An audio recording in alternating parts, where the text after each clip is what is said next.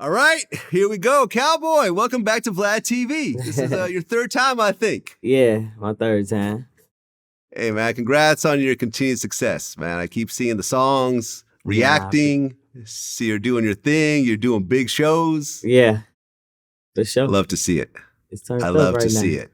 And in fact, you got a new song, On My Own. Yeah, on my own. Okay, how'd that song come together? I was just feeling away one night. Just being free, independent, away from the major label situation and stuff like that. And, you know, On My Own came about, and I'm like, okay, this is what I'm gonna give them, you know, as far as like the beginning of the independent Calboy, you know what I'm saying? So On My Own is a warm-up track for what's coming. Okay, so On My Own is referring that you're no longer at a major label. Yeah. Aha, got it. And what label were you at, to remind everybody? RCA, Polo Grounds. Okay, and RCA. you were there for quite a while. Yeah, a couple years. Yeah, and what happened with that? I just felt like the situation just was holding me back. You know, in a whole, I would say they just wasn't allowing me to release at a decent enough pace. You know what I'm saying? Constant momentum shifts, you know, stuff like that. So I just was happy to be free. You know what I'm saying? Okay, but a lot of times when you sign a contract, you owe a certain number of albums. They put in a certain amount of money. Did you have to buy your way out of your contract? Did you owe them anything on your way out, or? Should I talk about that? I don't know. They owe me something, bro.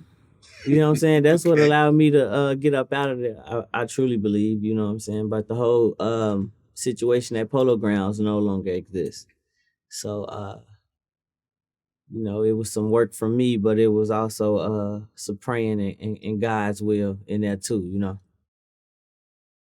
Well, look, man, I mean, this is the path of a lot of artists. They go with a major, they do their thing, they learn the ropes, and then they take what they learn from there and, go independent or maybe get into a new. I ain't tripping about it, you know what I'm saying? Right. That's another one of the independent records I put out, tripping about it. Cause I ain't really tripping about it, you know what I'm saying? It's like I learned the game, you know what I'm saying? I earned some money. You know, I toured the world 3 or 4 times, you know what I'm saying? I did my thing, and I'm still doing my thing. So I appreciate everything that came with that, and I learned a lot, you know what I'm saying? So I ain't tripping about it, man. Well, right. And over there, you had some monster records. Yeah. Like Envy Me is 5 times platinum. Yeah. Yeah, I did that by myself in the city, you know what I'm saying? I ain't gonna get no help from nobody. We ain't never remixed it or nothing. It's still doing its thing to this day. Yeah, I actually looked it up. It has, between Spotify and YouTube, it has over 700 million streams. Yeah. That's wild. It's crazy for sure. That's wild. When you think about putting 700 million people playing the song for them at the same time, like imagine it'd be people as far as the eye could see. Yeah. For sure. And I appreciate it, bro. You know what I'm saying? That's why I can't really trip. You know what I'm saying? It was some good times, it was some bad times. And I learned a lot. Okay, well, since our last interview, we had posted a story about you getting arrested. According to reports, you were charged with aggravated battery. You were arrested for your alleged involvement in an assault that left a man with a broken leg, cuts on his face and bruises. And they said the incident took place on May 12th at Rabbit Hill Park in Dacula, Georgia. And you were given no bond. Right. That's all the information I got. Right. So before I go forward with any more questions, is that situation done and settled, or is it ongoing? It's still ongoing, bro. It's still ongoing. Okay, so if that's the case, let's not talk about any details about it. Yeah. Because the prosecutors are going to be looking at this and waiting for you to say something that they could then use against you in a court of law. And I sure was gonna tell you, like, man, I don't know. I don't know what's going on with that situation, but I'm innocent though. I ain't outside hurt nobody. Okay, fair enough. But you were given a bond, right? At one point? Yeah. I was eventually given a bond. You know what I'm saying? I had turned myself in, and I sat for a couple days, and then eventually they gave me a bond. Then Okay, how big was the bond? the bond wasn't none. It was probably like 28,000, 30,000, something like that. Okay, something that you could just pay Yeah. real quickly, Yeah. without a big hassle. Like I said, I don't want to hear, since it's an ongoing case. I don't want to know any details. I don't want to ask what happened. I don't want you to say anything. All I'm asking is that you got bond, you got out, and how do you feel about the situation as a whole? We gonna figure it out. Cause like I said, I'm innocent, bro. I ain't outside doing nothing to nobody. I'm a mega star now, so so I'm focused on what I'm focused on, and if I gotta defend myself or whatever I gotta do, that's what I gotta do to make it back home. Other than that, I don't know what they talking about. Yeah, man. I mean, unfortunately, someone in your position is a target. So Yeah. a lot of times things happen around you, and you end up getting blamed for it because Come on, you're bro. you're the face of it all. You know what I'm saying? In that situation, it was just like I wasn't with an entourage. I was just doing my daily family stuff. You know what I'm saying? I was at a park, bro, with kids, with my nephews and stuff. So I mean, it was a situation so it's like I don't know where all the extra came from, but they just made it hard for me. But we'll figure it out. All right, man. Well, I'm glad you're out. I'm glad you're okay. Like I said, I don't want to hear any details about it because you know that they're going to be watching this interview with a magnifying glass, and For then sure. all the internet detectives are going to be looking at it, going like, "Oh, look how his arm moves when he said that. It must mean he's guilty." Nah, I ain't tripping on nothing like that. All good, man. I'm glad you're okay, and luckily, you actually have an income and everything else like that, so you can hire good lawyers. Yeah. You don't have to have, a public defender. You know what I'm saying? Because a lot of people in your situation with a public defender, things end very badly, even if they didn't do anything. Yeah, because we targets, like you said earlier, like, that's what's going on with us. So, Yeah. I mean, my best advice to any upcoming artist or any artist, period, hey, just stay out the way. You know what I'm saying? Stay out of the mix. Stay focused on what you got going on, I learned in the last interview you did on VladTV with Shirley Jew that King Von is actually your cousin. Yeah.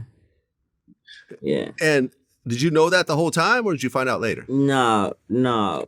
Really, like, my cousin Fargo used to be on the phone with his sister, with his little sister. You know what I'm saying? And we chopping it up and all that. So I usually don't say their names. I ain't even finna get start saying that. But my cousin used to tap in with his family. You know what I'm saying? And then when I got around him when he first came home, I'm like, such. He like, yeah, them my people. I'm like, them my people too. I'm like, you my cousin, folks. Ooh. He like, yeah, ooh. And we just built a relationship from there. And then, Okay, what year was that when you actually met him? That was 18. It was the year 2018. That was the year of the turn up for me. Okay. So you're getting hot. He's coming out of jail. Tight. He's starting to kind of, build up his momentum, because his momentum took a couple years to build up. Yeah. And then, the fans always be like, y'all look alike and woo, all that. So, so I kind of like, continued that, growing that bond with him and shit. And that's why I kind of felt the way when he passed away, because we was just, growing a real relationship with each other, you know what I'm saying? Kicking it.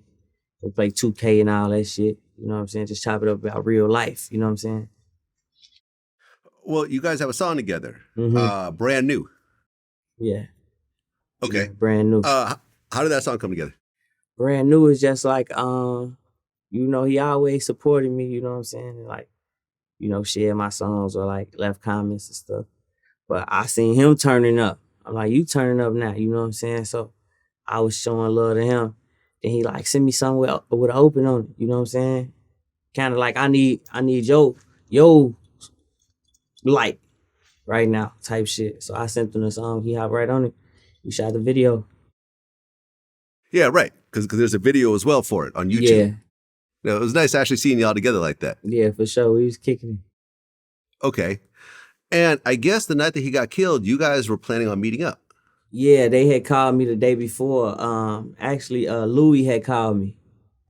Louis had called me and was like, man, come out to the club with us, woo woo. But I had just went to the club like a week before that or a couple days before that. You know what I'm saying? I'm like, man, I ain't coming outside. Y'all just pull up. When y'all leave the club, we get in the studio or something. You know, I got 2 studios in the house. Like, we get in the studio or something. They called back. Von like, yeah, we ain't coming to your crib. You ain't got no hoes over there. That's the last time I talked to him. Oh, man. So if you had a bunch of girls at your house, things might have worked out differently. Yeah, he would have slid to the crib if I would have had some hoes. He would have slid. Oh, man. I mean, not that you could have even remotely Yeah, I don't know. He probably still wouldn't Yeah. have slid. That's probably just some funny shit he was saying. You know what I'm saying? Right. But that's the Right. last time I heard anything from him. Okay, how many hours passed between that happening, that phone call, and then you getting the news? I don't know. I went to sleep that night. You know what I'm saying? And my little cousin I just was talking about woke me up, and he had some of his peoples on the phone, and you know the news was like, yeah, he was shot, and I'm like, cuz shot. You know what I'm saying? I called my sister. My sister is real close with I don't know who Baylo. I ain't want to say his real name, Baylo.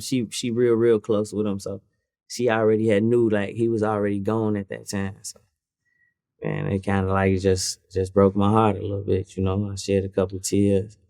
We pulled up a couple shots, and you know, I sent my condolences to his family and shit, my love and shit. And then I'm just like, you know, personally, we had our own situation going on too. You feel me? So I always told myself I'm forever keep you in my heart. You know what I'm saying? Cause he was a person that actually cared. You know what I'm saying? I used to be tweaking on the internet, on Twitter and shit. You know, all emotional and shit. He used to hit me like, "Hey, we don't do that, like, you know what I'm saying? Like, tighten up, like." So I learned a lot from him. You know what I'm saying? You know, I was young coming in. And he was already, you know, who he was. So he was teaching me a lot. In a short amount of time, he taught me a lot. I mean, yeah, you could say that at the time that he passed, he was like the hottest newer street rapper in the US. Yeah. Like right at that moment, it was like, you know, I mean, obviously there's different genres of rap and you could argue, oh no, it's so and so, but whatever. But I'm talking about street rap, like overall, he was the dude that had the most heat. And you know, Durk was really heavy with him, and Durk was on fire.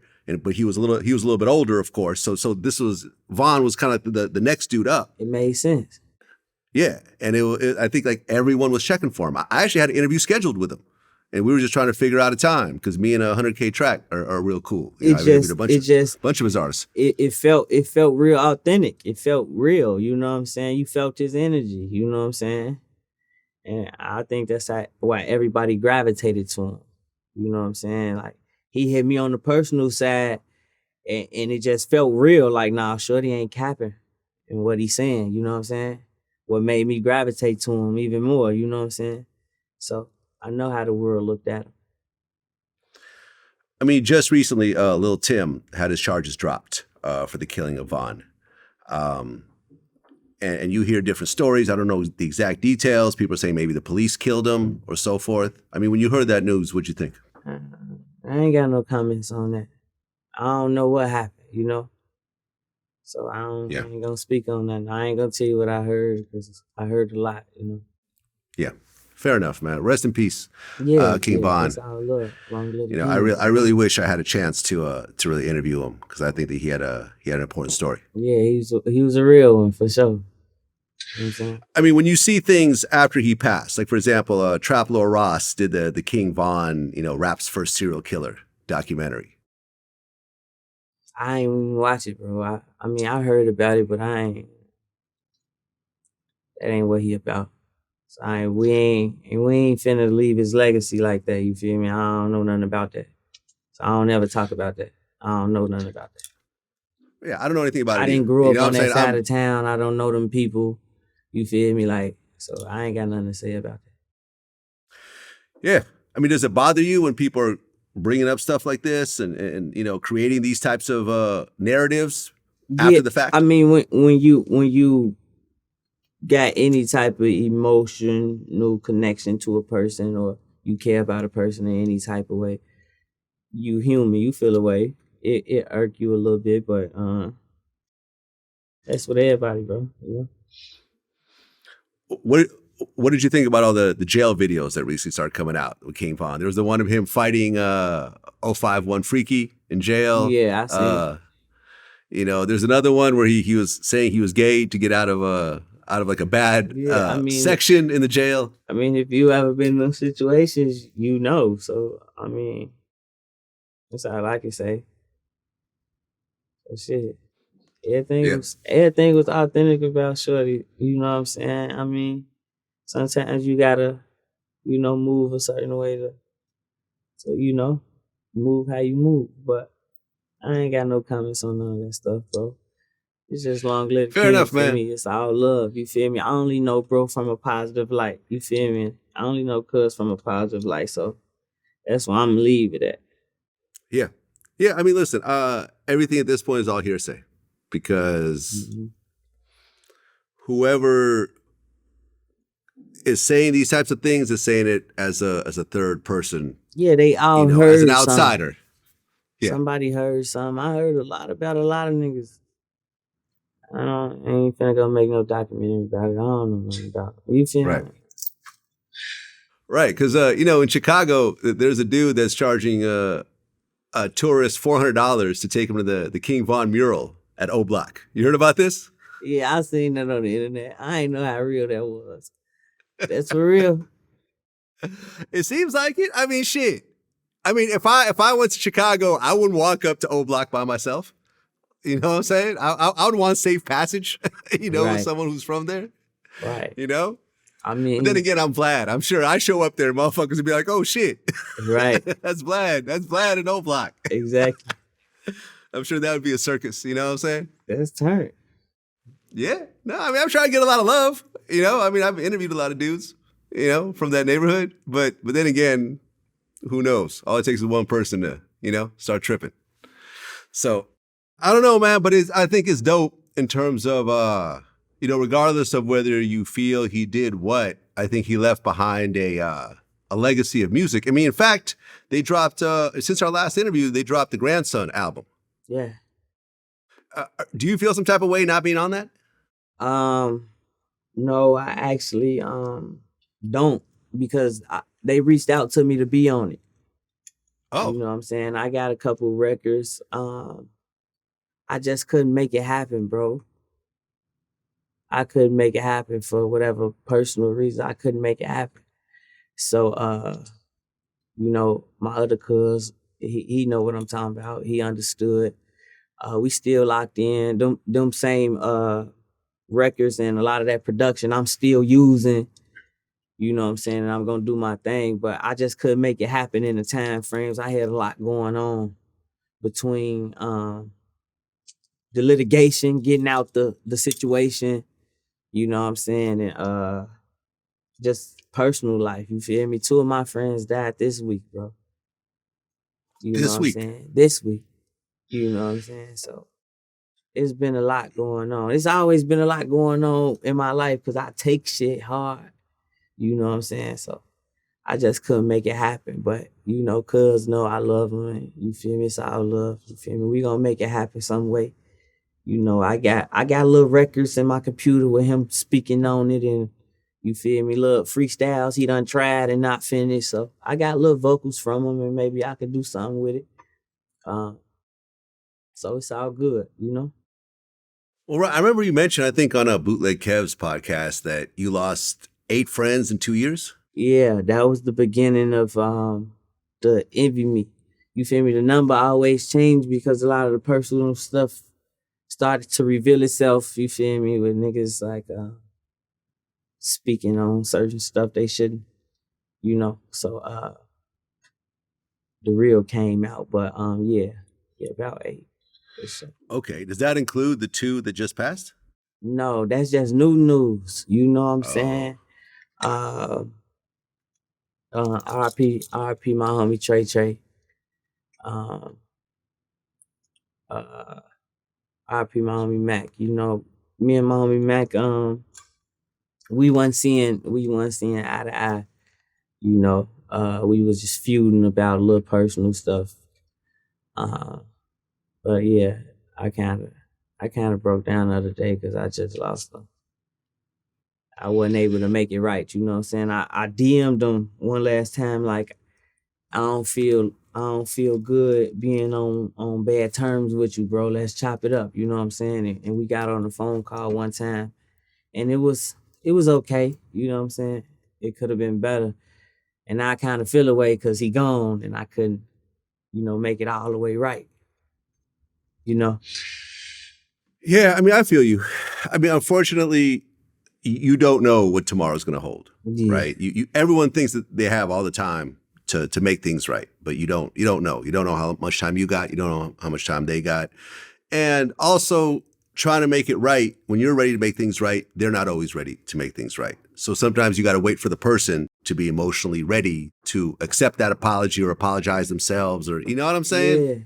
The timing, I've had problems with people, and I've gone on the phone with them and I've apologized to them, and they told me to suck their dick at the end of the conversation. Yeah.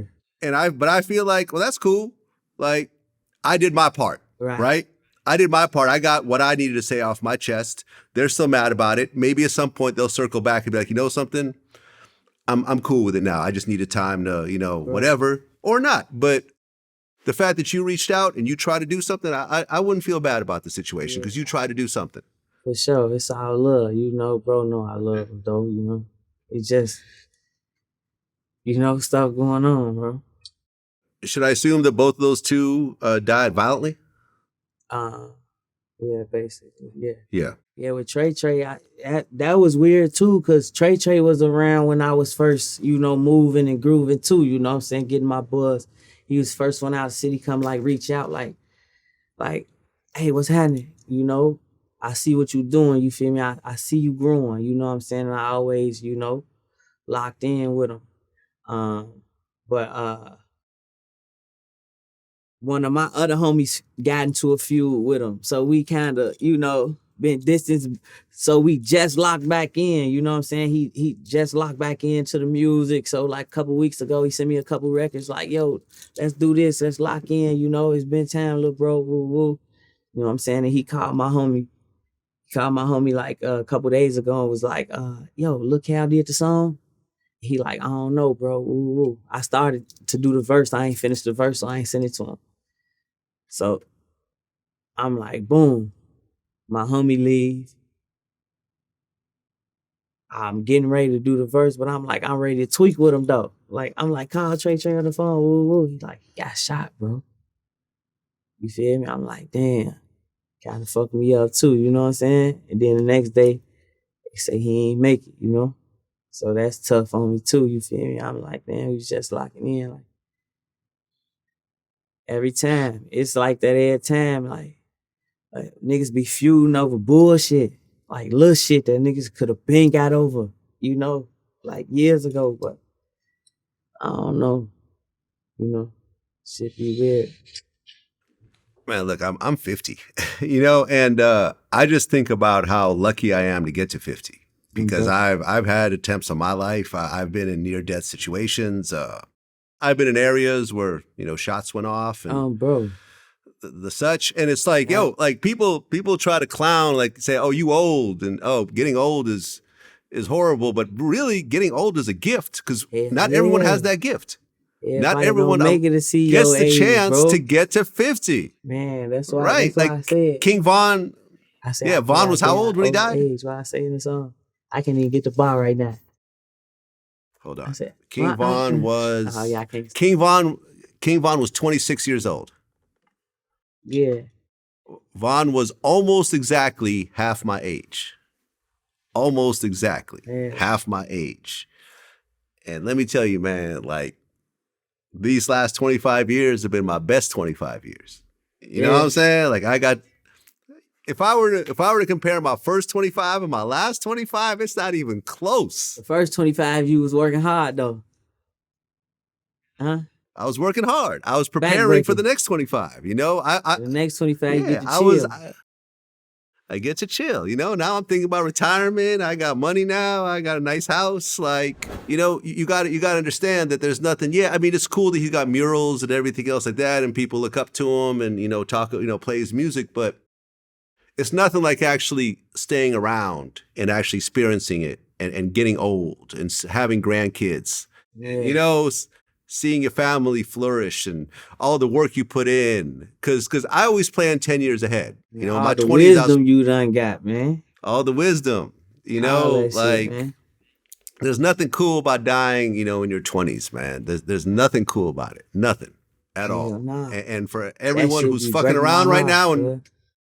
you know, everyone who's putting themselves in a position to check out in their 20s, whether it's carrying guns, doing hard drugs, getting into stupid internet beefs, But you that know, shit like be hard, bro. That shit be hard. Like, I mean, the stupid internet beef shit, like, that shit stupid. Like, I'm with you on that one, but like, this shit is just like, it's real personal when somebody done did something to you or did something to your brother or your twin you will never see again. You know what I'm saying? So it's like, I don't know, these shorties need all type of counseling and therapy, all type of shit. You feel me? That's what's gonna stop. Like, a lot of this shit, like, motherfuckers fried up top. So that shit hard.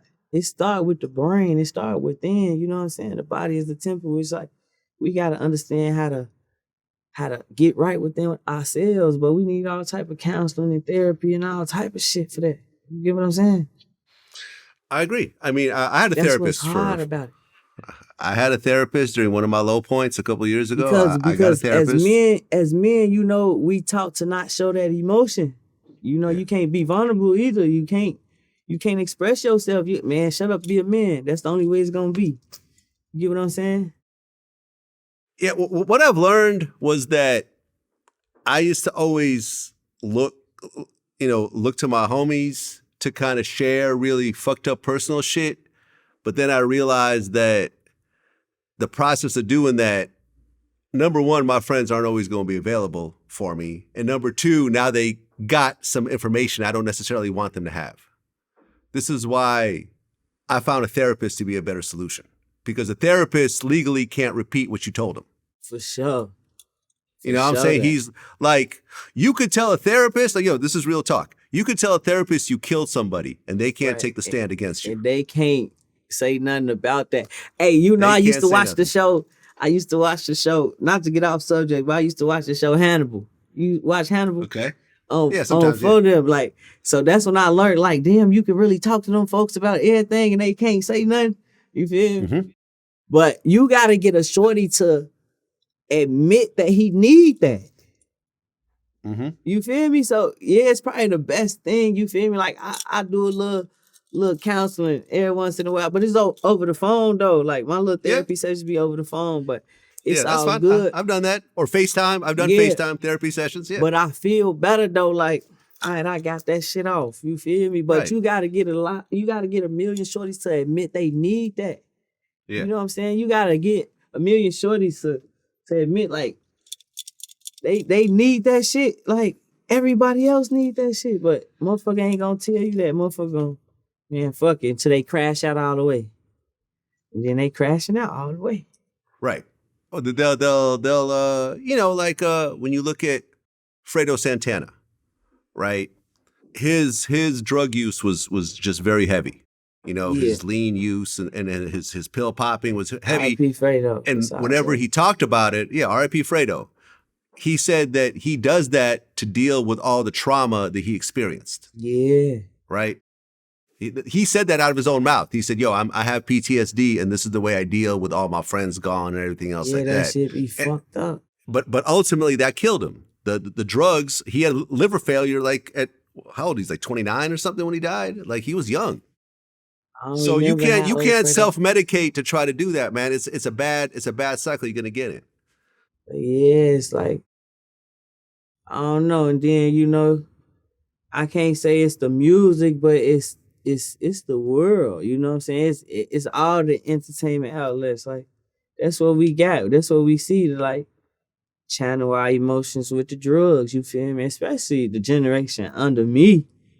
And even my generation. Like, we grew up, man, off Xanax, all type of shit in high school. We walking to the school bus. Xanny juice, Xanny sodas. Like, my best friend's gonna tell you I ain't capping. You know what I'm saying? We in class with it. So, shit, that's how we was taught to deal with our problems and shit, you know? I'll just say one more thing about therapy before I get off the subject. There was a case, I don't know, you ever heard of the Menendez brothers? What was the case about? The Menendez brothers were two rich dudes in their 20s who ended up killing their parents. I think I heard about something like, Right. Just tell me some more. It was like in Beverly Hills. Their dad was like a big Hollywood executive. They were multi-millionaires. And the Menendez brothers, they took some shotguns and ended up blowing their parents' heads off, right? I think I heard about that. In their house, Right. house, right? Police showed up and they were like, well, clearly it's not their sons. So they really just closed the case and just thought that some random person came in and killed everyone. So the two sons got away with it. So they started spending money like crazy, going on big trips and buying, cars and women and everything else like that. And one of them had a therapist. And he told the therapist that he killed his parents, right? But the therapist couldn't do anything because he's the therapist, right? But then when he realized, oh shit, I should have told my therapist that, he started to threaten the therapist, say, if you ever say anything, I'm going to kill you. And then that gave the loophole to the therapist to go to the police. You see what I'm saying? If you threaten your therapist to kill your therapist, then they could then turn around and go to the police and say, why he do he the threatened to goofy kill me. move like that? Had he not threatened, what the fuck he kill his parents for? yeah, I know that part is even crazier. But yeah, so they're both doing life in prison right now. Well, y'all tripping. I know people that have been They locked was up rich with them. already? They was rich already. Come on, bro. They were rich already. You ain't heard that from my kind, bro. Yeah, had he not threatened his therapist, they would have gotten away with it. Come on, bro. That's crazy, bro. Man, kill your parents. Then you threaten the therapist, bro, and do the goofy. Yeah, that's fucked up. I think I heard about that story though. Yeah, it was a famous story. I ain't know about the therapist part. Yeah, this was like the big. I think it happened in like the early '90s or something. But this is like the big, Yeah, before right. before the OJ trial. This was like the trial, like the big, huge trial that everyone was tuning in to watch, because it's like, when do you hear about two rich kids killing their rich parents? Like, it's just a weird situation. So Weird as hell. Yep. So didn't you open up for Durk at his Chicago concert? Yeah, I was just at the United Center. It was like 2-3 weeks ago. Yeah, that's what's up. You and Durk are close?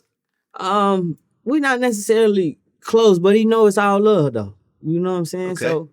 So when he get major looks and shit, he bring me out. They hit my phone. You know what I'm saying? So we ain't like super tight, but it's all love with Durk. You know what I'm saying? Durk is my friend. You know, I can say that.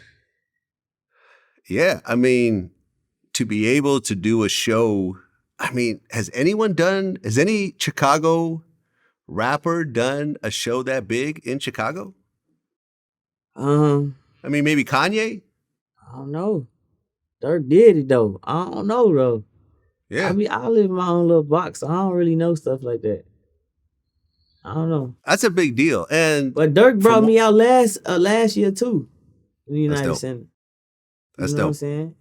It was the same effect too. It's like, it's lit. But this time I opened up. You feel me? Last year, he brought me out on his set. You feel me? And I just did a song. You know what I'm saying? It's all love, boom. And I got up out of there. This year, I had a whole 30-minute set to open the show. So it was like, I don't know. It was a bigger experience for me, even though I opened, but it was at the United Center. So it kind of balanced that out for me. You know what I'm saying? Well, yeah. I mean, a 30-minute set, that's what, like 6-7 songs or something? Yeah.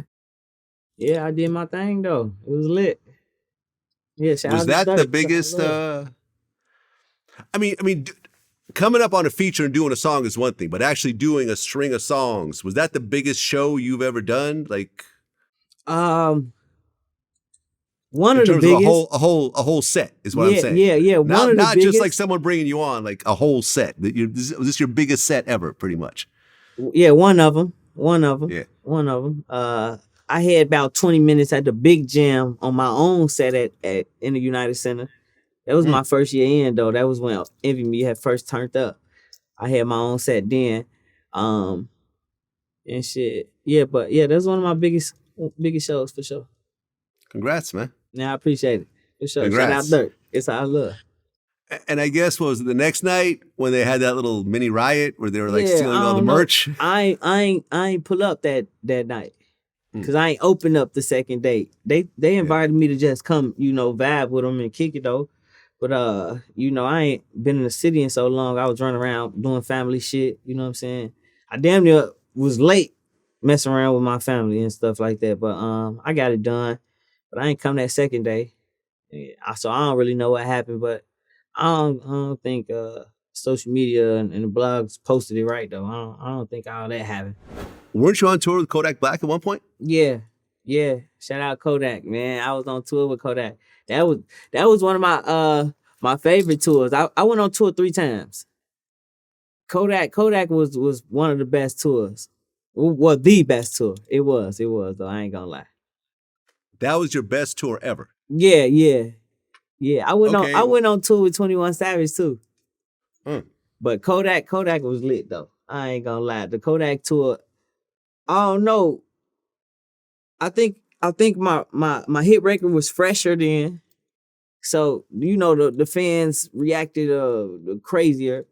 And Kodak just showed me a little love, you know what I'm saying? Like I dropped the Dying to Live freestyle during the tour. Like I recorded that. Like we stopped somewhere, I recorded it. I had the studio with me, you feel me?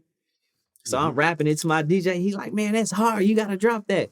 So we shot the video like during the tour, like backstage and all that shit. And then I dropped that motherfucker. The next day, Kodak, I'm opening for Kodak. Kodak come out to the freestyle I just dropped the day before that on stage. He like, run that Calboy song. It's called Dying to Live. It's the name of his tour. The nigga get to playing the song. He get to dance. I'm like, shorty turned up. But that turned me up though, you feel me? Next day, it's all love. The next day, he do it again. He play another song. The Envy Me song, I perform that. That's my biggest song. I run off stage. Yo, it's all love. This man come back out like, hey, that's my shit. Turn it back on. He doing shit like that. So it's like, man, it was a different experience for me. You know what I'm saying? Yeah, Kodak was turned, man. Shout out Kodak. What was the craziest shit you seen Kodak do on tour? He ain't really do no crazy shit. I don't know. We was outside, so look, I don't know if he was trying to push up on me or something. So let me tell you the whole story, bro. We go to like Boston or something. Some shit, right? And something happened to Kodak, so he got locked up or something on the way. So he couldn't make the show and shit, but the show still went on. So I'm opening the shit. I do my set like 15 minutes, 20 minutes or something. You know what I'm saying? And Kodak is supposed to come up on the stage, but they don't know where Kodak at because he just got in trouble with something. So I don't really know what happened. You feel me? I don't know if he got in trouble. He probably was just stuck somewhere. I don't want to put that out into the atmosphere like he got in trouble. I don't know what really happened. But he ain't show up to the show. Boom. I do my show. I leave that motherfucker. I get on the tour bus. Now, whoever speaking on the mic, they like, unfortunately, Kodak Black is not here. Woo. We'll refund tickets if everybody demanded refunds. Woo out the bam, this, that, and the third. They react crazy. So I'm sitting on my tour bus and I'm looking out the window and I'm just watching the fans leave the venue and shit. So they peep me through the window. They surround my whole tour bus. They get to shaking my tour bus. Like, you showed up to the show. Fuck Kodak. Fuck Kodak. Fuck Kodak. It was loud as hell. It was like 30 people, 40 people. So the next day, Kodak pop outside. He ain't got no shirt on. He back on his tour bus. I don't know what happened that whole day. You feel me? Whatever happened, he made it back. You feel me? He back on the tour bus. It's early in the morning, so I pop off. I'm trying to smoke a blunt. He get off the tour bus and shit. He ain't got no shirt on. He ain't got no shoes, no socks on or nothing. He just in some shorts. You feel me? He got a big ass boom box. He got a radio on his hand. For them, he like, hey, I seen that shit that happened yesterday. That was you. You started that shit. Man, you know I ain't started that shit. Oh yeah, I was just wondering. I seen that shit on the internet.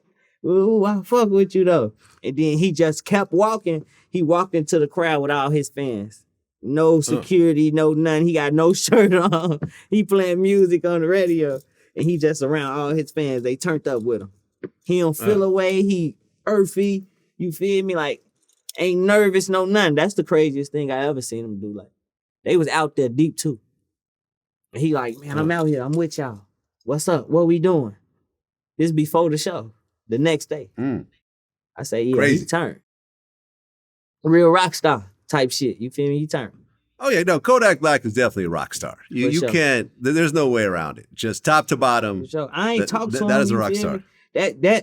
That be like, you know, the little, you know, weirdness of it. Cause like, I can't be around a motherfucker 30, 40 days, meet and greet a motherfucker and not like have some type of, you know, relationship with him or some type of resume. You feel me? Like, you know, I don't think niggas know me no more. You feel me? That's what be weird about it. I be like, damn, bro, we had fun, bro. We kicked it. What happened? Type shit. But you gotta learn it's just business. What's your take on Kodak doing the song with Tekashi? I don't give no fuck. He made his money. I stay out of that type of business. Mm-hmm. You know what I'm saying? You gon' only see me on the internet saying something if I felt the way. Like, I really personally felt something in my emotions about it. You feel me? Other than that, like, man, I don't give no fuck about what Shorty got going on. Shit, he said he made $1 million off that motherfucker. Get your money. Shit. This shit is a business, bro. This shit is to take care of our families and feed our mamas and our kids and our brothers and our sisters. I don't give a fuck what a nigga talking about, bro. I'm gonna make my money. Personally, would I have done it? No. But I can't pass no judgment. Ain't no, y'all can't dig in that man's pockets. That man need that paper. Okay, so Tekashi offers you $1 million cash. You would say no. I'm cool. Okay. I'm cool. What's interesting, because I did academic show a couple days ago, and we were talking about that situation. What he told me, because he knows him, was that NBA YoungBoy was offered $1 million too to do a verse with Tekashi, but YoungBoy came back with $2 million. He wanted $2 million for the verse. Shit, let's finesse his ass all the way. Shit, we need a little more than that. We know you got it. Shit, I mean, that's what I'm saying. Like, shit, that's what motherfuckers doing. That's what motherfuckers doing. But me personally, I ain't doing it. But shit, I can't pass no judgment on how a man get his money. Well, ultimately, I felt like the only person who benefited off that was Kodak, because that song went nowhere. That's what I'm saying. Gave him a piece of shit verse for $1 million. Finna go home, eat steaks and shit. You still a rat. You know what I'm saying? Fuck you. It's all good. Yeah, he actually dissed Tekashi, because if you notice on that verse, it's 12 bars instead of 16, because there was a bar where he goes, I'm so lit, I got a rat giving me cheese. But they ended up cutting those 4 bars out the song and just leaving the other 12 bars. Yeah. That's how he flip it. Like, shit, that's how I catch the play. You feel me? That's how you clean it up. You feel me? Like, shit, I still know this nigga a rat. I'm just getting the cheese up out of it. But that's how anybody will look at it anyway if you living in real life. Like, we live in real life. These motherfuckers too internet. Like, half these motherfuckers that be talking that shit will tell on their friends. Them the people that's gonna tell on everybody. Making the comments, all that shit, bro. Y'all gonna tell on everybody, bro. So I ain't trying to hear that, bro. I ain't trying to talk about none of that. I mean, do you think that in 2023, if someone pulls up paperwork on you and proves that you cooperated, that it really matters in your career anymore? Like, for example, Gunna just had his biggest solo song ever, and that was after that video came out. You see what I'm saying? Yeah. In the streets, I mean, it take your street credibility away for sure. You know what I'm saying? Because that's what you claiming you is. You know what I'm saying? But You know what I'm saying? Or even if you of street essence, you still know the law. You know what I'm saying? So that's what it is. But I think it's way more civilians than street people. You know what I'm saying? I think it's only a few real authentic hoods in every area, ain't it? The rest of it is the suburbs or something, or the nice part of the city, or you know what I'm saying? Unless it's a major city that get really gritty like that. So I don't know. It's like he still got the the fans that don't care about the street shit. They just care about the sound, I guess, you know? I mean, yeah. I mean, he's actually going on tour right now, and I just heard he sold out Barclays, like the 8,000 room, the 8,000 seat part of That's Barclays. what I'm saying. Gunna just sold that out because okay, think about it, right? Let's just take a step back. When you look at, for example, you know, your biggest song, 700 million streams, right? How many of those streams? What percentage of those streams came from gangsters?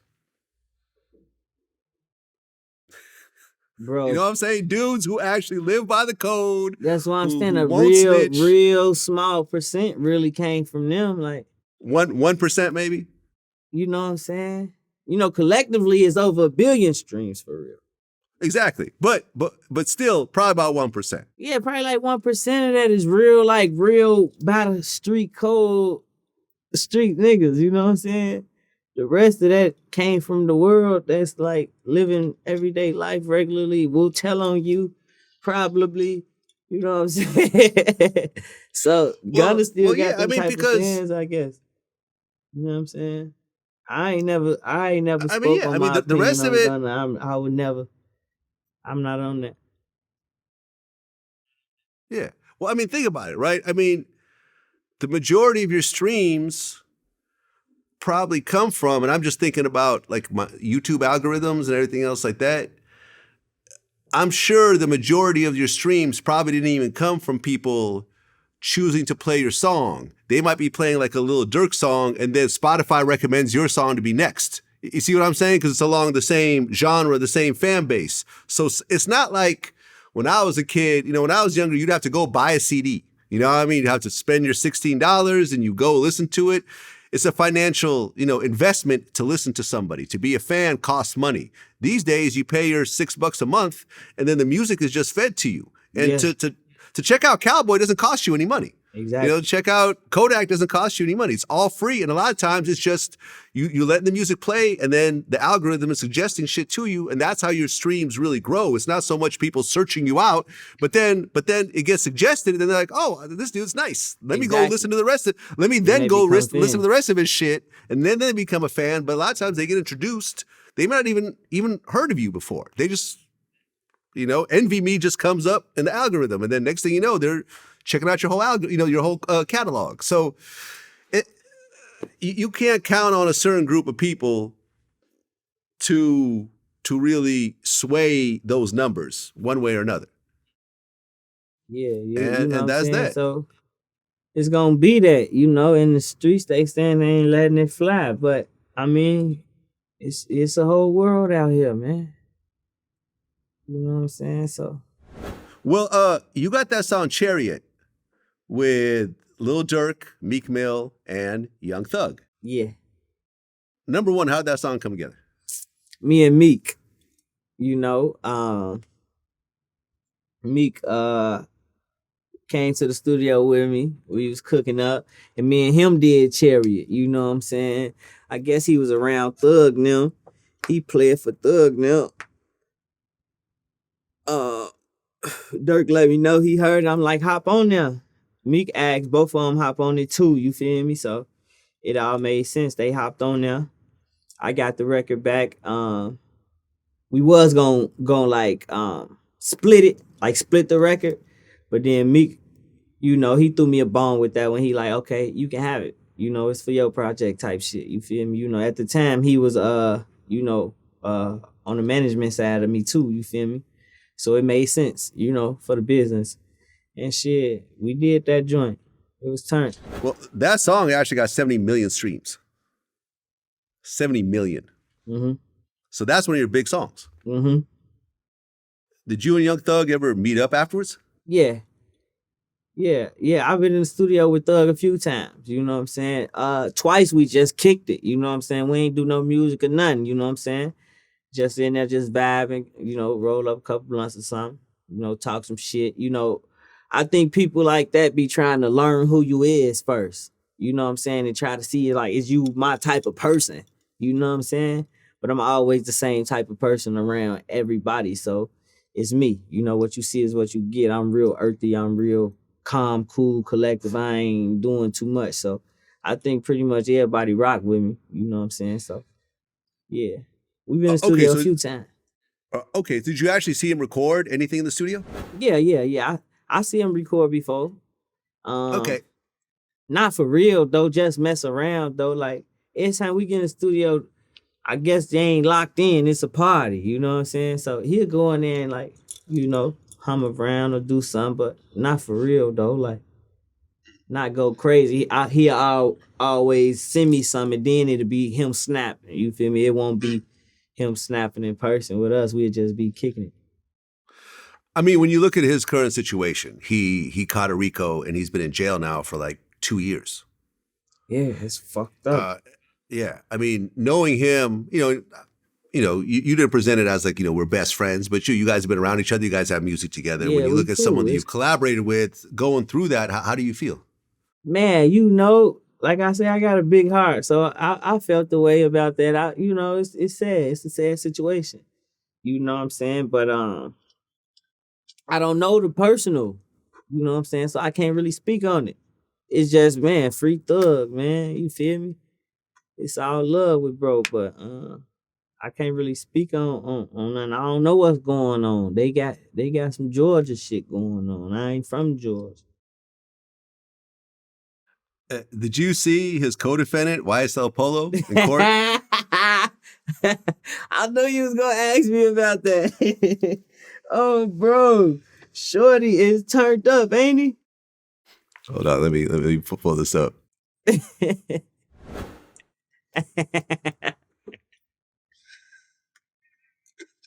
Hell nah.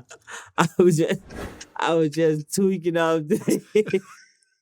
he hitting the breakdance move and everything. You feel me?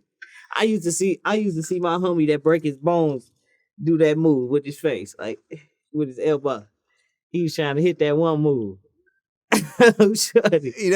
When I saw that, the first thing I thought was like, well, if you know you're guilty and you just don't give a fuck at this point, why not? Why not just wild out in court? Like, I don't know what his plan is. Right. Like, I mean, listen, I don't know these guilty. I'm just saying. You feel me? but if I knew that this trial was going to end badly, no matter what, I would probably do some shit like that in court myself. He like, fuck it, we all in.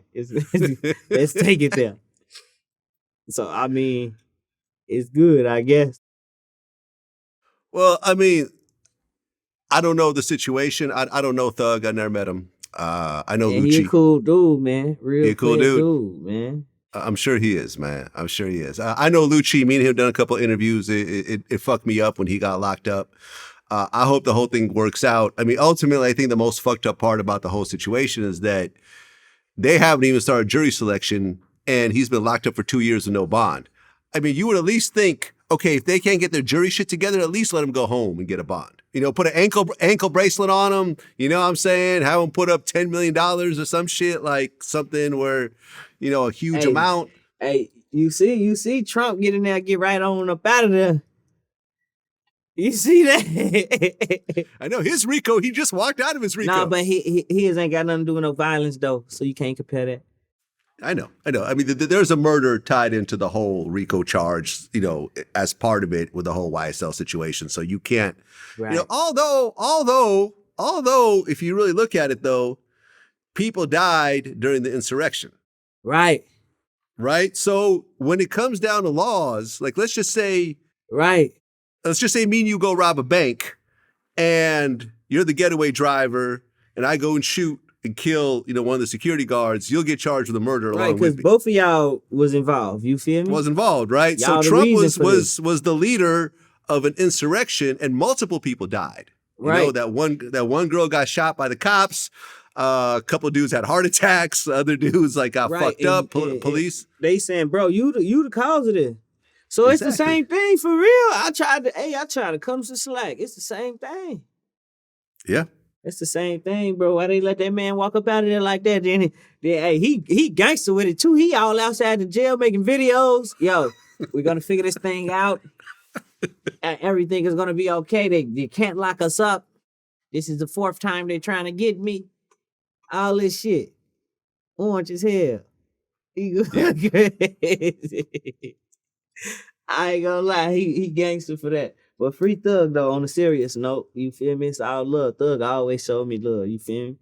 I remember one time we in the bowling alley. It's me, Future Thug, couple more niggas. We in that bowling. We got big dollars everywhere, you feel me? Time of my life, you feel me? With the big dog superstar, you feel me? That's how me and Thug was kicking it, you feel me? Like it wasn't even on no super, hey, hop on this song or let's do this, you feel me? It's like, hey bro, we over here, pull up. You know what I'm saying? It's always been there, so it's all love with Thug, man. Yeah. Well, in our last interview that you did, you talked about DaBaby. Yeah. And you had an issue. Well, describe, I don't want to put words in your mouth in case I get it wrong. What exactly was your issue with DaBaby in our last interview? Academics post, looks like DaBaby isn't picking sides in the NBA YoungBoy beef. Okay, as a whole project. As a consumer, I just comment. Folks knew he was gonna get smoke from that because it's beef right now. And if you're not picking sides, why y'all drop on the same day as Vaughn? To stay out the smoke, you could have, cuz let's scoot it over one day. Just one day. 2 days. You feel me? The day before. And then y'all publicly say, yeah, we made that mixtape in a week. Y'all rushed and hurried up and made a mixtape in a week to drop on this man day. And you act like I'm not gonna feel no type of way about it. And then you gonna say, do something. Like, internet is hell, bro.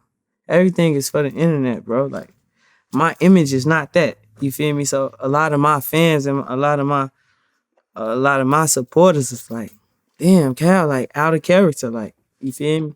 Or some people will be like, oh man, he cloud chasing, he chasing it like he doing the most right now because he ain't. Nah, I just really jumped out of character for a minute, like, cause that's not me, like, you feel me, like. But you were sticking up for your cousin, like I respect that. It is what it is, you feel me? I feel some type of way about that. You a mascot, like that's what I feel like.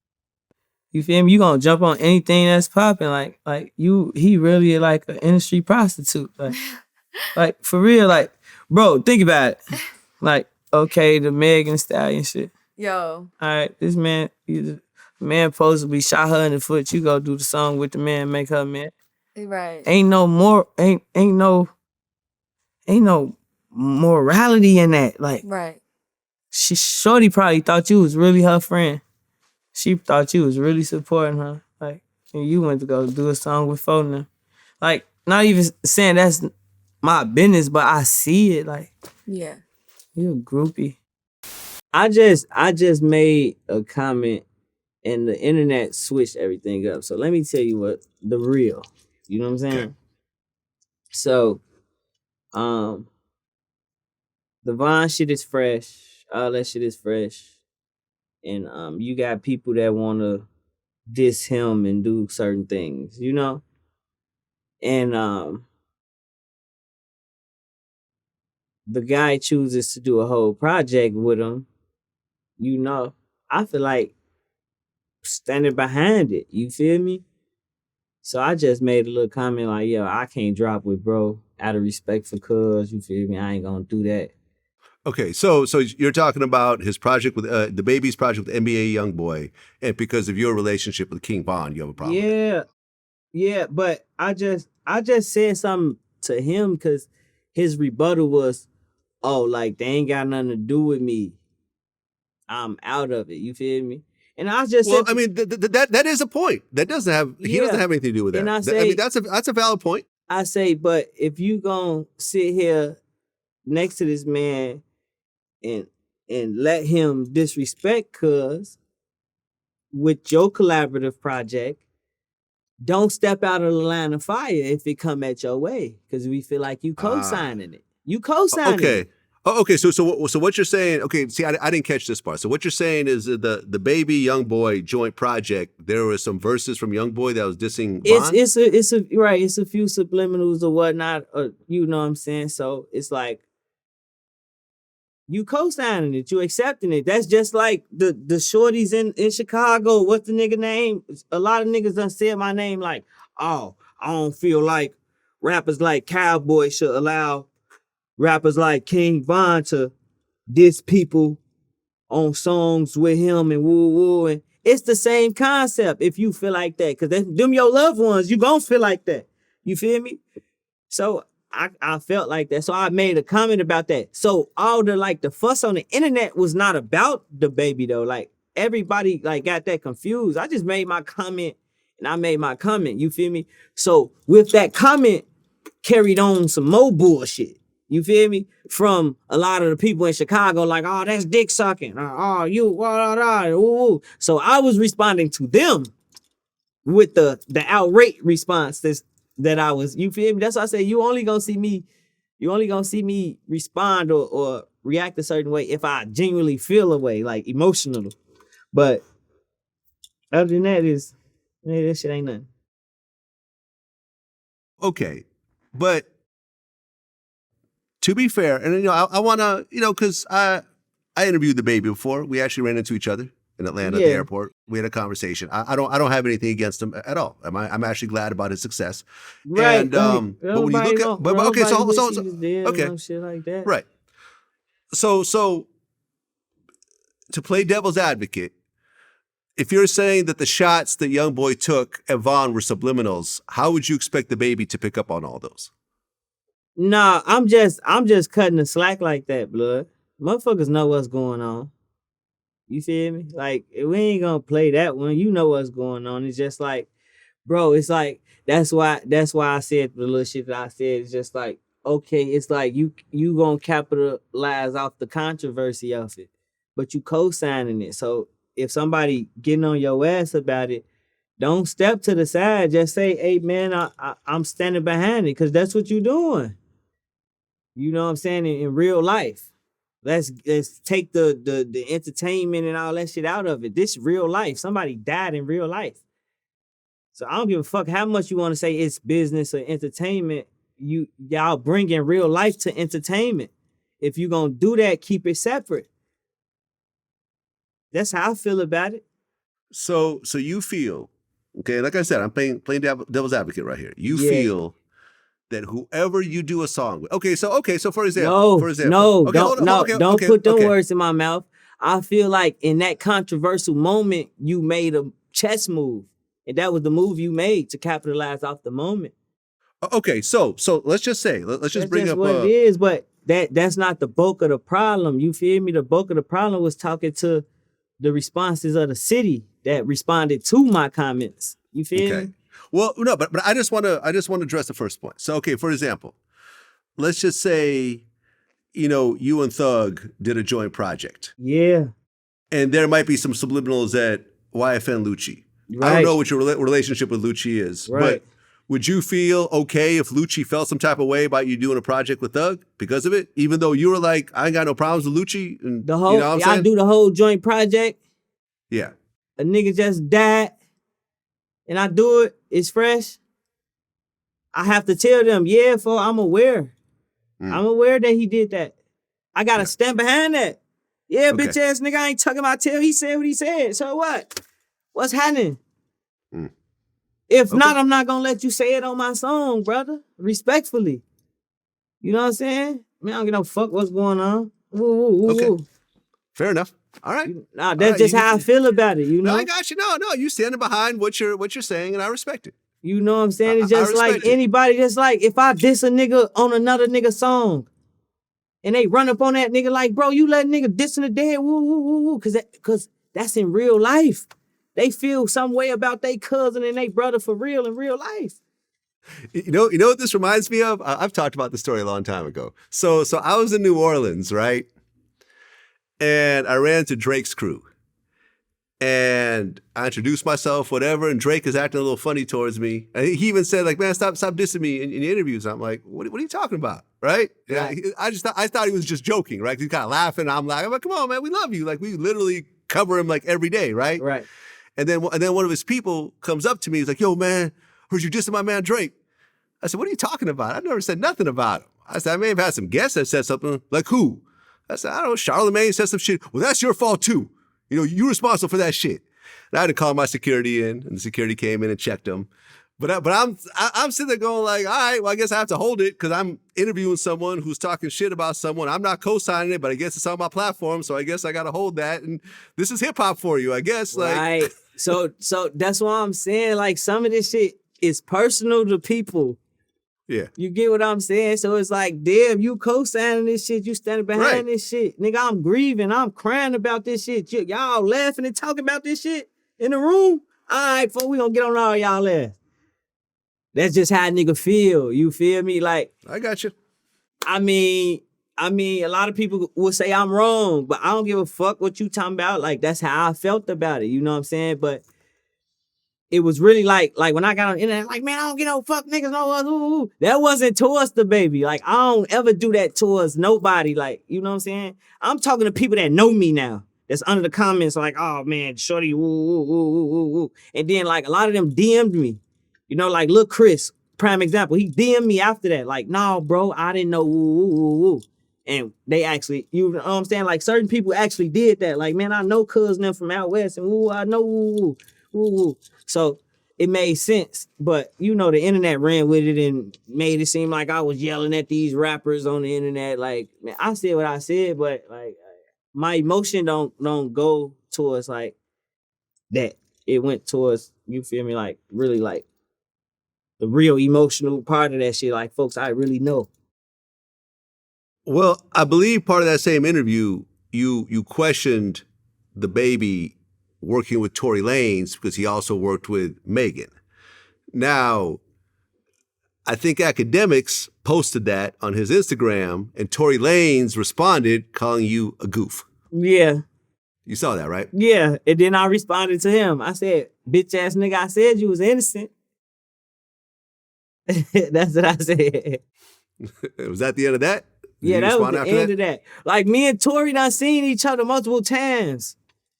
You know, before all that, you feel me?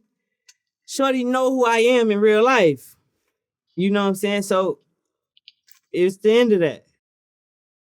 Okay, but we fast forward to September 2023, and he was found guilty and sentenced to 10 years. I still feel funny about that. I don't know. What you think about that situation? Oh, I've been saying it. I've for 2 years I've been saying Tory Lanez shot Megan, he's going to jail. I've been saying that. You thought he shot her for real? I know he shot her. I've been saying it for 2 years. Yeah, he even man, DM'd me. I really didn't believe Tory that man even shot her. I thought she was lying. Okay. Okay. Right. It got to the point, let me tell you, it got to the point where Tory DM'd me trying to figure out what I knew and shit like that and calling me a cop and all this type of shit over DMs, right? Right. Look, man, I'm gonna say it like this, right? Okay. But I'll fix that. Okay, let me put it like this. Break it down for me, Vlad. I'll break it down for you. And you try to, you can tell me your point of view and you can tell me I'm wrong. Okay. So when Tory Lanez went to trial, his legal team, their whole defense was that Kelsey shot her. That's what made sense to me, though. Okay, so Kelsey shot her, right? That's the defense that he presented to the court. Right, cause did you hear the phone call, the jail phone call with him and Kelsey? Yeah, but I think that was taken out of context, though. So you mean to tell me that you go to jail and then you get on the phone with the shooter and you're apologizing to the shooter? This is what you're telling me. You're apologizing to the shooter. What exactly did he say on that shit, though? He said, man, I'm sorry. I know Megan's mad at me. Shit got fucked up. I was drunk. It shouldn't have happened like that. You know, where y'all at? I don't know if she'll ever talk to me. You're apologizing to the shooter. You're apologizing to the person who put you in jail. This is what you're telling me. This is who you're defending right now. Let me tell you something. But- I'd be on the phone like, bitch, why'd you shoot her? What the fuck wrong with you? I'm in jail right now because of you. You better fucking pay my but not bail. that snitching. You're apologizing to the shooter makes more sense. No, I thought that phone call. When did that phone call come out, bro? The night he got arrested. The night everyone got. The night he got arrested. The night he got arrested, he called Kelsey and he apologized. I have the audio. Do you want to play it for you? No, I believe, bro. You ain't got to play it for me. I don't know. I tried to make that make sense to me. I don't know. Make it make sense. Make it make Damn, sense. That's fucked up, shorty. You're apologizing. Tell me when you would apologize to the shooter that put you in jail. I don't know. I heard Someone you just met. Like you maybe a making few me weeks feel ago. real slow right now. I thought that phone call was about him fucking both of them or something. Even if it was, if she was the shooter, why the hell are you apologizing? We ain't talking Regardless. about no shooting because reportedly she ain't never been shot. She stepped on glass. We ain't talking about shooting. Listen, during the trial, the doctor took the stand and clinically broke down how they had to operate on one foot and take bullet fragments out, and the other foot they were able to get the bullet fragments out without doing the full operation. But they literally had to stitch her up on one of her feet. They had the Where's the bullet fragments at? I don't think the bullet fragments were presented as evidence, but the actual surgeon who did it. Do you think the surgeon is lying? He could about be the bullet lying. fragments? Okay. That's big. Hey, that's payola, my brother. Okay, that's payola. I can pay a doctor to say words, that. And let me say this, man. Nah, like my I'm man, fucking with you, but I'm hearing you though. No, listen, and listen. Tony Yayo in all of our interviews, man, he's always said this. He said, "Hey, I be watching his shit. That's a real nigga though." Yeah, I love Tony Yayo. Yeah, I fuck He with always Tony said this, Yayo. man. He said that he had never heard of any situation in the hood where someone shoots somebody, that person survives and is going to take the stand against them, and they actually go to court. He said that's always a plea deal. If somebody's saying you shot them and they still alive and they willing to take the stand, in my eyes, you're not gonna beat the fucking case. Yeah. I never seen that in my life. Somebody saying you shot him and you taking it to trial, Yeah. and I guess his confidence of taking it to trial, everybody believes him. The internet judge, oh, he lying. This one shot him and the girl shot him. It was a lot of confusion to the case. The sad part about it is just playing with the gun. When you from the streets, you don't play with guns. Like you don't, know what I'm saying? A gun is nothing to play with. It's not a toy. And some unfortunate happened because they said she got hit in the foot. Wrong or right? She got hit in the foot. Well, and that's established because the actual doctor got on the stand who took out the bullet fragments, showed pictures, showed that she still has bullet fragments in her. It wasn't glass. It was actual metal fragments. Right. And that's so that. she got popped. So, I mean, to me, she's a civilian. Like I said before, there's a difference between a man telling and a woman telling. Unless a woman takes down like a whole cartel or a whole mafia, that's different. But if she looks good and attractive and has a nice body, somebody's going to still mess with her or be cool with her or be, it's not a big deal. Yeah. You know what I mean? If she's a street chick, she'll get a pass. And if she's a civilian, she gets a major pass. Megan Thee Stallion is a civilian. If a civilian get on the stand and say, yo, he shot me, to me, you're going to jail. You never go to court when the victim is going to point you out to the jury. That's what I'm saying. That's why I don't think like you really think he shot her. Like, yeah, I really shot her, but we finna take this shit to trial. Yes. Bro, that's a bad fucking move. You know for a fact you did this, and you know these people know you did this. Yes. Come on, man. They ain't make sense to me. I think Tory, the way they broke it down to me, here's like I remember a lawyer that I know that works out of LA and knows that judge personally and said that this is actually a very reasonable judge. He said that he's gotten probation for all of his clients through this one particular judge. Right.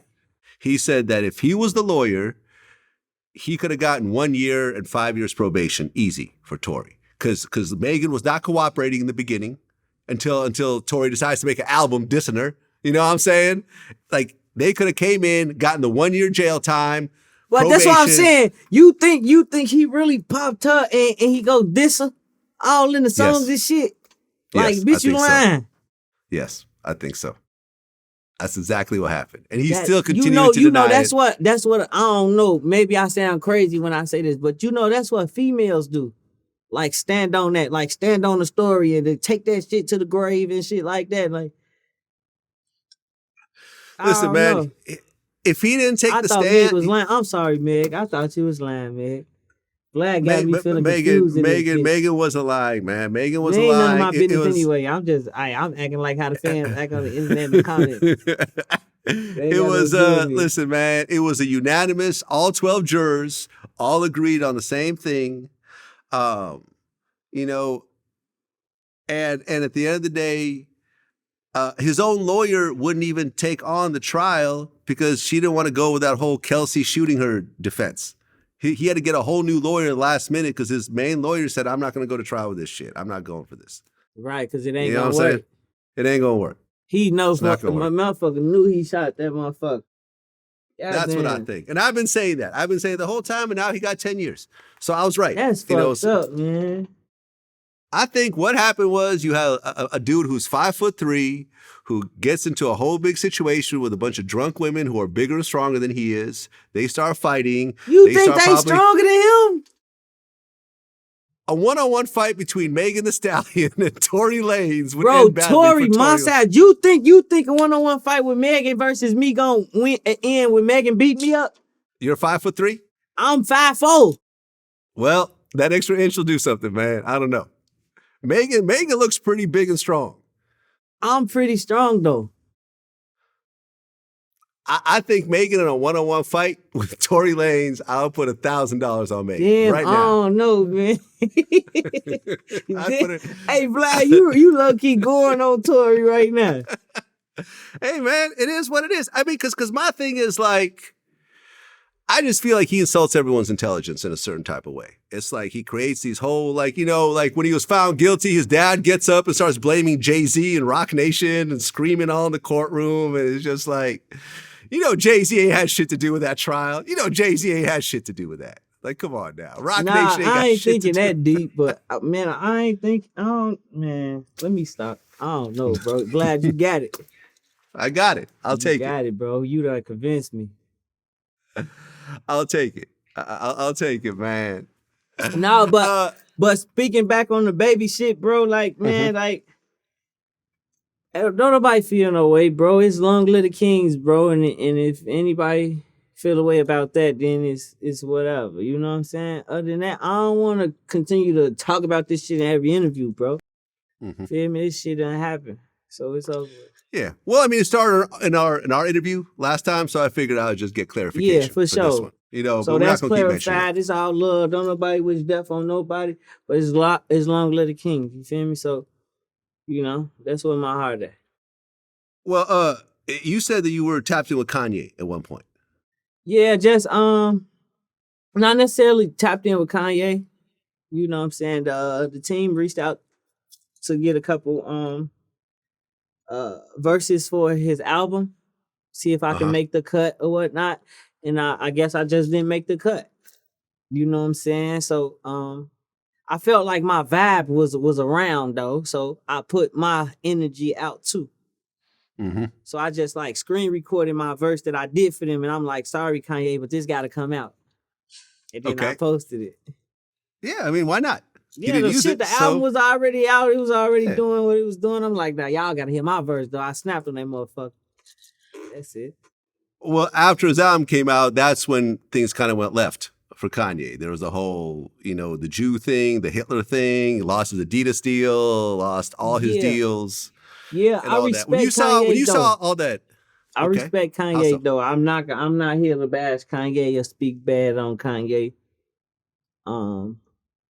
He human, so he go through a lot of different things, you know what I'm saying? But he knows some things too. Not to cut you off, what you was getting ready to say about him though.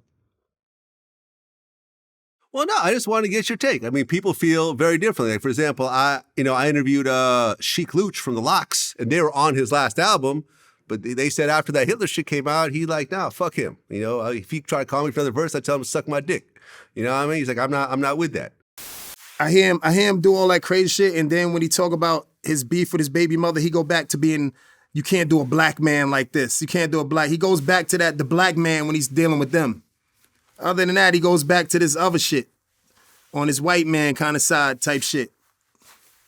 I don't know, man. Yeah. Maybe. Yeah, I mean, listen, White Lives Matter is a racist white term, and he's making Forgot he shirts did out that of it. T-shirt. Get the fuck out of here, dog. I'm not with it. I'm not with Okay, it. so if Kanye called you up right now and said, "Hey, I want you to jump on the song that I'm working on right now," Yeah. what would you do? I'm not doing it. I might tell him the shit you have Fat Joe wanted to stab. Said he'll stab people for. You know what I'm saying? To the Frank stand, dog. I'm not doing it. I don't care. That's where I'm at with it, with that. You know what I mean? Yeah. Nah, and I hope a lot of people feel that same way, dog. I can't do that shit. You know, people feel differently. Some people are like, well, you know, that's Kanye. He does crazy shit. You know, he also was saying shit about George Floyd. You know, remember he said George Floyd didn't die from the cop. He died from a drug overdose. I'm not a fan. You know, I'm not a fan of the cancel culture though. Okay. You know what I'm saying? Like, I feel like everybody has their own walk of life, their own journey. You know what I'm saying? So in his journey, maybe the Jewish people is doing him wrong. That's in them offices. So that's where he coming from. Well, but I think, okay, but let me just interrupt you real quick. Yeah. Because maybe some Jewish people have done him wrong. Yeah. But does that mean that all Jewish people are fucked up? Which is what he said, literally. That's just like getting on every white man ass that say every black man is a monster. Exactly. I experience racism on that side are white all the people time. right for? I don't think white people are. You know, I don't think that's justified. I don't think you could talk about a whole group of people just because you had a bad situation with a couple of them. Right. But that's just like me. Like I've experienced racism from a lot of different races, right? Okay, what's the most racist shit you went through? The most racist shit I went through, besides being just profiled, like I done fit the description a few times and just got cuffed up and sat on the curb and be like, yeah, you that nigga type shit. But like a lot of the times, like it'd be like little small shit, like in the stores. They get on me. I go in the gas station, the mobile on our corner. It used to be a white dude in there. He used to lock the doors when we get in there until I paid my money and shit. So it's just like little shit like that. But ain't nobody really like do me bad just with their words. They done said like, go back to Africa, ooh, or nigga this or nigga that, like little shit like that. And I feel like shit, fuck them people, but even they feel how they feel because of whatever they journey was. So it's like you can't, I don't know, bro. It's hard to explain what I'm saying. I ain't saying cancel them, man. Like, if anything, enlighten them, man. Teach them, give them some knowledge. Like all of us don't do this. We do this. You know what I'm saying? Like I tell a white man in a heartbeat, like, yo, bro, all of us not the same. Like a lot of us do this and woo woo woo woo. Like we can sit down and have a conversation. We ain't gotta be like this. You know what I'm saying? So. I mean, I'm not justifying nothing bro was saying, you know what I'm saying? But he felt the way because of his own traumas and his own his own ideology of the world because he in his own walk of life.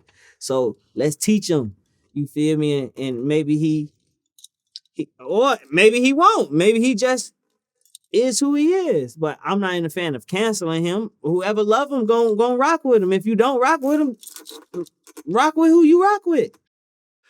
Well, yeah, I mean, I heard he's coming out with a new album. Heard he's been working on music. I'm sure when it comes out, I think a lot of people will listen to it. I think he's going to have problems with corporations moving forward because I think that, you know, because Adidas lost billions from dropping him, you know, so I think because of he's erratic. Like you can't say that he's like a consistent person where you could count on him. Because remember, before all this Adidas Hitler shit, he quit his own world tour. Remember, he had that temper tantrum on stage and said, yeah, I quit. And he had a whole world tour laid out and he literally quit, like right then on stage. Like that's why I'm saying he has a history of kind of crazy behavior that has huge ramifications. So there might be little signs and little problems that is deeper. You know what I'm saying? And whoever's close to him should be tapping in and like, you know what I'm saying? But he's got to be willing. Going back to our conversation earlier, you remember? You got to be willing to say, yo, I need this or I need this.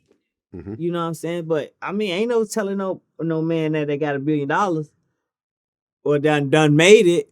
It done lost some. He done touched that number before though. So it's like, man, no, that's true. You ain't never did that. So he can. You're right. Oh, Kanye way richer than me. Like I'm poor. I'm just saying that's in general. That's both of that's us. How he both of us put to together. anybody. Yeah, both of us together are broke as fuck compared to Kanye right now, even with everything he lost. That's what both I'm of saying. Us put together. That's what I'm saying. So it's like it's hard to like get through to a person like that too, especially when you succeed and then you going through it. So I don't know, like whoever's close to him should tap in. You know what I'm saying? Like tap in. I don't believe in canceling nobody though. Yeah. Well, I mean, speaking of people close to him, did you see him getting head on that boat? His ass yeah, out? man, Kanye wild for that. He tweaking. He tweaking. I mean, man, Kanye sitting on the motherfucking the Venice boat with his ass crack out, man. Yeah, well, I guess it wasn't even a private boat. It was like a taxi because in Venice, those boats are actual taxis that take you around. Yeah. And the taxi company, the boat taxi said that him and his wife are banned for life. I'm sure he don't care. He don't care. Yeah. That motherfucker get a helicopter. Man, he was trying to get him some real quick, man. Leave Kanye alone, though, man. Leave Kanye alone, man. It's kind of funny, too, because I guess after that came out, Kim Kardashian said, I don't know how I'm going to explain this to our kids. And people are like, well, before you explain that, there's that other thing you should a lot of other shit. Fuck are you talking about, man? Don't do that, bro. You see how motherfucker try to play you? Don't play me like that. Don't play like that whole time. You got all type of tapes and shit out. We gotta explain this to our kids. Fuck is you talking about?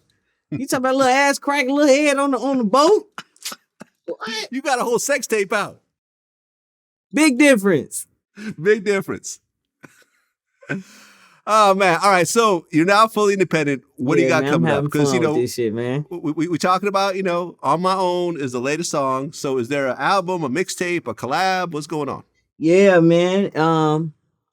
I'm gonna say project on the way. You know what I'm saying?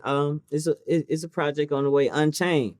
You know what I'm saying? I got all these chains on right now, but I'm unchained. You feel me? I feel like I'm free. I'm It's damn near like the rebirth of Calboy type shit. You feel me? Just like how it's supposed to be, but minus all the bad business and management and all this other fuck shit I had to deal with for a couple years. But I learned the game. I'm better. I'm back. I'm feeling good. My paper right. You know what I'm saying? My partner's with me. And shit, we here. You know what I'm saying? Well, Calboy, we've been rocking for like 4 years now. Yeah, it's all love. I didn't do your last interview on VladTV, but I had to make sure that I do it this time. Yeah, I'm like, man, where Vlad at, man? Where but Vlad at? I rock with Shirley too, Yeah, Shirley. Yeah. I mean, she's the one that booked that interview, so it's kind of like she had the right to do that interview. It's I didn't all want to love step with in. Shirley. Yeah. Shout out to Shirley. But no, I had to step in and do it this time. And, I'm glad you're doing well because, like I said, it's been 4 years since last time we talked. Yeah, and, sure. If you felt that major label situation RCA wasn't right, you now have a chance to start over and make it right the way you want to make it right. I can't blame them. Because, as I learned in this business, everybody is just trying to win in business, bro. So, I can't be like, oh, fuck the label. It's the label fault. But I did go through, ups and downs with them people. And you know what I'm saying? I'm going to speak about it a little bit. And you know what I'm saying? I'm going to let my fans know where I've been at and what's been going on. But I ain't gonna come in here and be like, yeah, they just ruined everything.